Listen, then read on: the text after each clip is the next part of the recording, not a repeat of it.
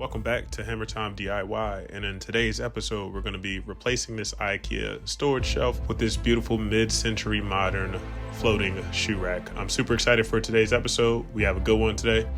All right, let's jump into it. Let's go.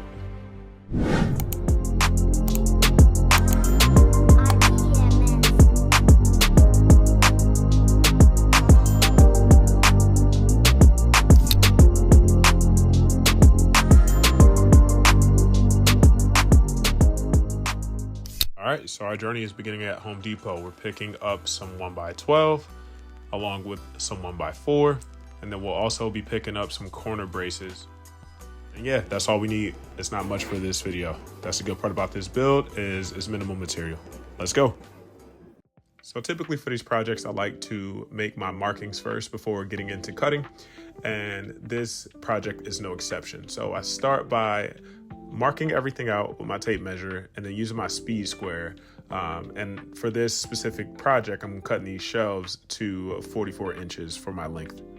Okay, so you can see me start to mark down and also cut my 1x4 lumber. I'm using a miter box with a handsaw. I like it because the curve of the blade is a little bit slimmer than a typical circular saw. You can get a good cut either way, but I prefer this method. Just makes me feel like a woodworker, and it's also fun to do. So I'm going to continue to chop this down, and we're going to be making 2 frames for our shelves to sit on. All right, cool. So we got everything sliced down. I don't know what happened to the footage with me cutting the shelves, but guys, I used my circular saw, just cut it down using my speed square. Pretty simple. Sorry about that. But for this step, I am actually using wood glue as well as our trim head fasteners, and we're going to build 2 boxes. Very simple. Just keep it straightforward. Super easy. So far, so good. This is easy as can be. Just building 2 boxes. We are going to be using some corner bracing. I think it's advisable to pick up these corner braces because if you don't, there could be a lot of flex in your box because there's not a center support and it's just not going to be sturdy. Add these corner braces, super easy. Give your project some extra rigidity.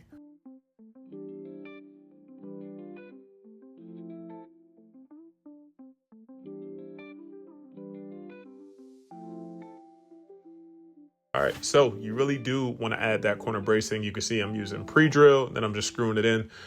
This is really going to give you that durability with this piece. It also has a nice touch. I think the black is cool. Now for this portion of the video, you can see me kind of sliding through my shelves, testing to make sure everything fits. And because my length is 36 inches, I'm basically just keeping it simple. I have 3 shelves. 36 divided by 3, you can do increments of 9. So 9, 18, 36, basically, that'll give you the appropriate spacing. I'm using my speed square and just marking both with a pencil, try to get it approximately at the same height. Okay, with that step complete, we moved on. I took my scrap 1x4 and I pulled back out my miter box along with my Japanese handsaw. You can see I'm marking here every inch. So I'm gonna make about 12 markings and then those are at about 1 inch a piece. I'm gonna cut those. These will be our shelf supports. Okay, so you can see me just centering this up, using some wood glue with a paintbrush, trying to reduce the amount of squeeze out, and just fastening these down with my trim head screws. This should be more than enough support. They turned out to be super sturdy. And yeah, these are our shelf supports.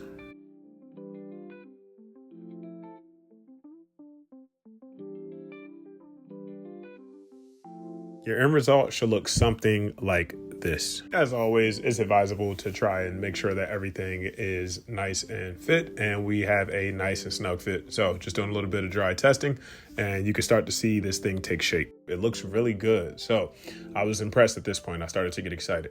You can see me start to sand everything down. I am sorry for the footage here. It's a bad angle, but just using 80 to 220, just getting in those nooks and crannies, using my palm sander and getting all of those burrs and everything off and getting it nice and smooth. Also forgot to mention for my frames, before sanding, basically I did do a little bit of wood filling using a combination of sawdust and wood glue.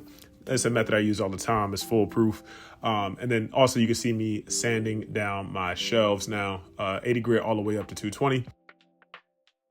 Okay, so this is where the magic really happens. I laid my boards out and you can start to see the fruits of your labor kind of unfold in real time. So it's really cool. I used a 1-step stain by Varathane in a Kona finish. I like this finish. It's rich, it's natural, It's modern. It looks good. And I think the dark wood tones are coming back. So I think we're getting away from beige. What do you guys think? Comment down below. So as I'm working on the frames, I do just want to take some time to say thank you guys for tuning into my videos weekly. It means the world. If you're new here, be sure to like, comment, and subscribe. I'll be dropping content regularly. If you like this type of content, give me a thumbs up. That helps me to know which projects to pursue. And as always, guys, thank you so much. The support means a lot to me. So thanks, guys. Guys, so believe it or not, I actually thought of this in the middle of the project. I was actually going to go with an all stain finish, but I had some leftover cracked pepper paint in a satin finish by Bear. So I use it here just around the face of my frames, and it really lit this project on fire. Now for our last step here, you can see me using a clear coat. This is just 2X clear coat by Rust-Oleum in a satin finish, and I use this on the frames as well as the shelves. All right, so in this portion of the video, you can see me using my stud finder. I already took some pre-marks just to know about the size, but I just wanted to be sure on where those studs were so I can make sure I hit them. So I'm going to begin to attach this to the wall. To attach these to the wall, I use a combination of a 3.5-inch lag screw as well as a flat washer. Just using my level to make sure everything is even, and resting it on the trim to make sure it's at the same height. That made it super easy for me.